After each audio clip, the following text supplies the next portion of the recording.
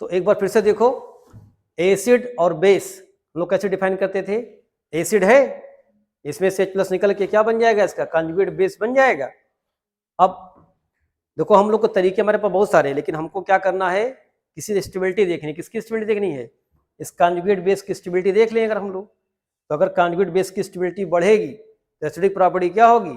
बढ़ेगी। तो इसमें हम लोग क्या बात किए थे बताओ, कि एसिडिटी, जो एसिडिटी थी वो डायरेक्टली प्रोपोर्शनल किसके थी?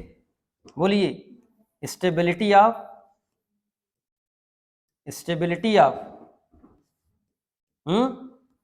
आयन की, या इसी को हम लोग क्या बोले थे? कॉन्जुगेट बेस की स्टेबिलिटी की। अब ये किस पे डिपेंड करेगा? -I के डायरेक्टली प्रोपोर्शनल और +I के क्या होगा? ये इनवर्सली प्रोपोर्शनल। फिर बोला गया था अगर एसिडिटी बढ़ेगी तो Ka की वैल्यू बढ़ेगी। बोलो, अगर एसिडिटी बढ़ेगी तो Ka की वैल्यू बढ़ेगी। Ka क्या है? Acid constant. अगर ये बढ़ेगा, बोलो, तो हम लोग बात कर सकते हैं pK इसका क्या होगा? घट जाएगा।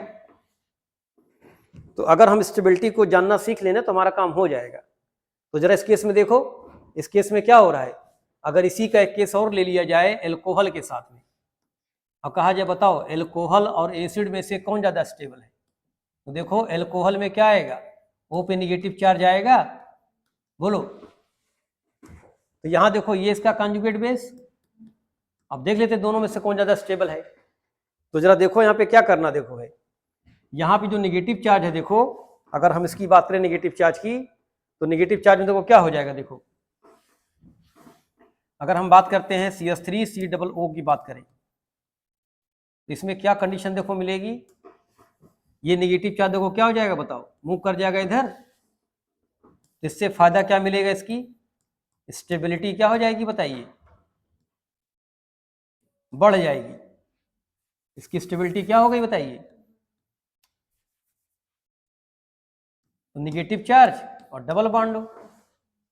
तो देखो फायदा क्या मिल रहा है? यहां भी निगेटिव चार्ज O पे था, वहां भी निगेटिव चार्ज क्या था? O पे। तो यहां पे जो निगेटिव चार्ज है ये क्या है? डीलोकलाइज। अब अगर इसका रेजोनेंस बनाएंगे तो हमें फायदा क्या मिलेगा? देखो तो रेजोनेंस में क्या दिखाई पड़ेगा? एक निगेटिव चार्ज दो O के बीच में सर्कुलेट हो रहा है। ठीक, तो अगर देखा जाए तो एक को कितना मिला?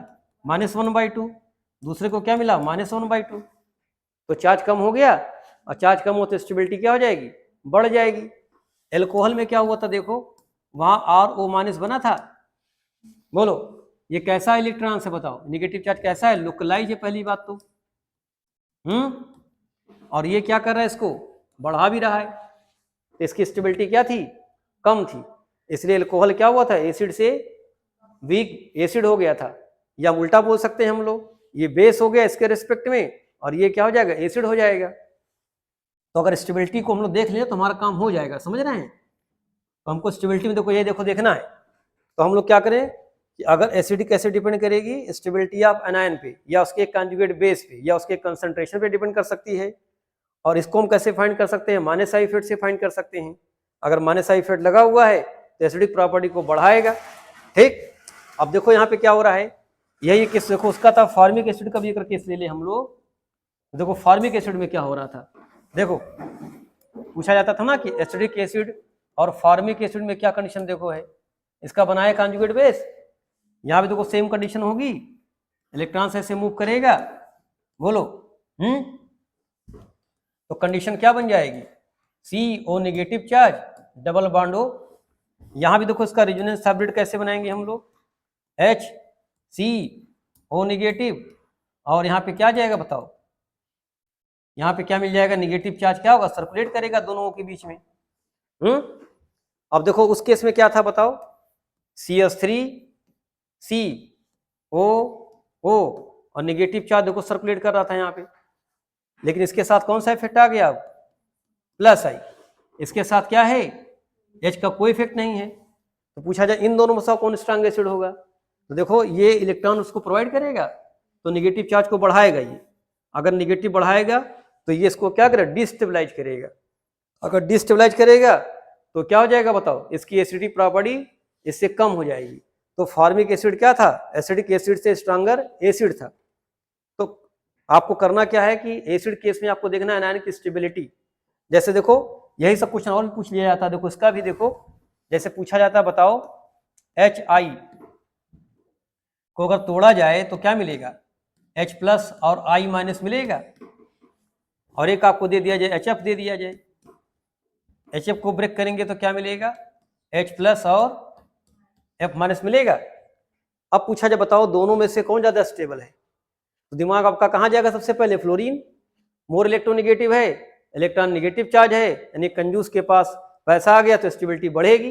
लेकिन यहाँ पे देखो क्या होगा, यहाँ पे स्टेबल कौन सा है इसका बताओ, बेस है, तो ये अगर एसिड है तो ये इसका कॉन्जुगेट बेस, अगर ये एसिड है तो ये इसका क्या है, कॉन्जुगेट बेस।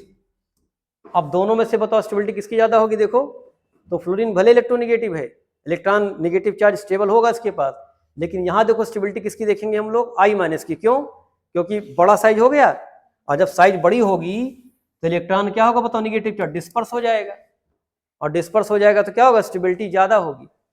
तो I माइनस क्या होता है, इसका कंजूम में ज्यादा स्टेबल होगा इसके रिस्पेक्ट में।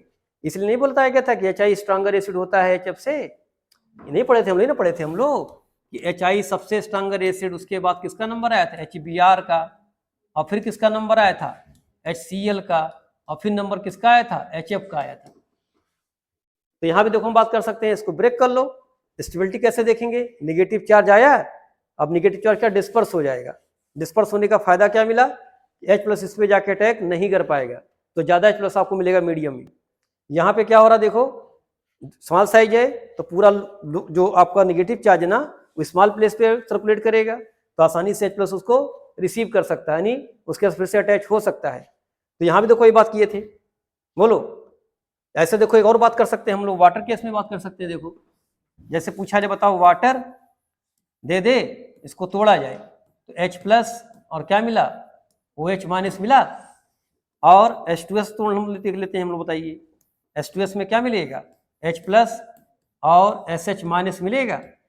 अब देखो अगर हम बात करें इसका ये एसिड, तो ये इसका कॉन्जुगेट बेस हो गया, बोलो अगर ये एसिड है तो ये इसका क्या हो गया, कॉन्जुगेट बेस हो गया। तो सबसे पहले हम स्टेबिलिटी देखते हैं एटम के ऊपर, तो देखो ऐसा यहाँ पर भी सेम कंडीशन, देखो small size same negative charge, small size sorry big size large size और सेम नेगेटिव चार्ज, तो यहाँ देखो नेगेटिव चार्ज डिस्पर्स हो जाएगा, इसलिए इसका कॉन्जुगेट बेस क्या होगा, ज्यादा स्टेबल, और जब स्टेबल होगा तो ये क्या होगा, स्ट्रॉन्गर एसिड। तो नहीं पढ़ते हम लोग कि वाटर न्यूट्रल होता है और H2S क्या होता है, एसिडिक होता है। तो हम लोग वहां बात करते थे बॉन्ड की लेंथ से बात करते थे ना, सेंट्रल एटम की साइज बढ़ेगी, यानी डाउन द ग्रुप हाइड्राइड के केस में क्या पढ़ते थे हम लोग कि down the group acidic property बढ़ जाती थी।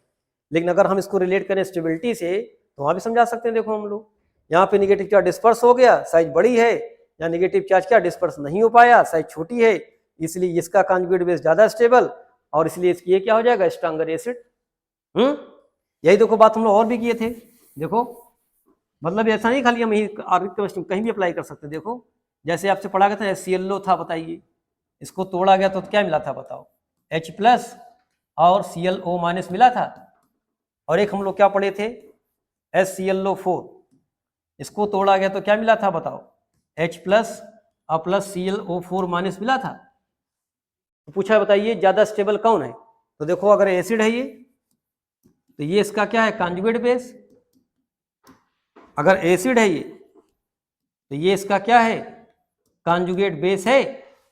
अब स्टेबिलिटी देख लो भाई, अगर हम इसकी स्टेबिलिटी की बात करें तो क्या बात कर सकते हैं, देखो Cl double bond O double bond O double bond O और वो नेगेटिव चार्ज। अब देखो ये नेगेटिव चार्ज क्या होगा बताओ, ये डिलोकलाइज होगा, बताइए बोलो। तो नेगेटिव इस पे भी आएगा, इस पे भी आएगा, इस पे भी आएगा, तो इसके 4 स्ट्रक्चर्स बन जाएंगे। एक को कितना मिलेगा, 1/4। तो देखो यहाँ पे नेगेटिव चार्ज डिस्पर्स हुआ और चार्ज डिस्ट्रीब्यूट हो गया, तो हर एक को कितना मिलेगा, 1/4। इससे क्या होगा बताओ, स्टेबिलिटी इसकी बढ़ जाएगी। तो यहाँ भी तो कोई ना बात कर रहे हैं हम लोग, अगर कॉन्जुगेट बेस ज्यादा स्टेबल है तो उसका जो एसिड होगा वो क्या होगा, स्ट्रॉन्गर एसिड होगा। अगर ये कम स्टेबल है तो उसका एसिड क्या होगा, वीक एसिड बनेगा। तो ये ना पढ़े थे हम लोग एसिड के केस में। अब इसी तो हम -I इफेक्ट से भी देख लेंगे, प्लस -M इफेक्ट से भी देख लेंगे। तो यहाँ पे हम लोग क्या बात करेंगे, इसका माइनस आई ज्यादा, उसकी एसिड प्रॉपर्टी क्या होगी, ज्यादा होगी। ठीक, उसका उल्टा बात कर सकते हैं हम लोग, इसका प्लस आर ज्यादा, प्लस आई ज्यादा, प्लस आर ज्यादा, उसकी एसिड प्रॉपर्टी क्या हो जाएगी, कम हो जाएगी। तो बात समझ में आ रही है एसिड बेस के बारे में, बोलो।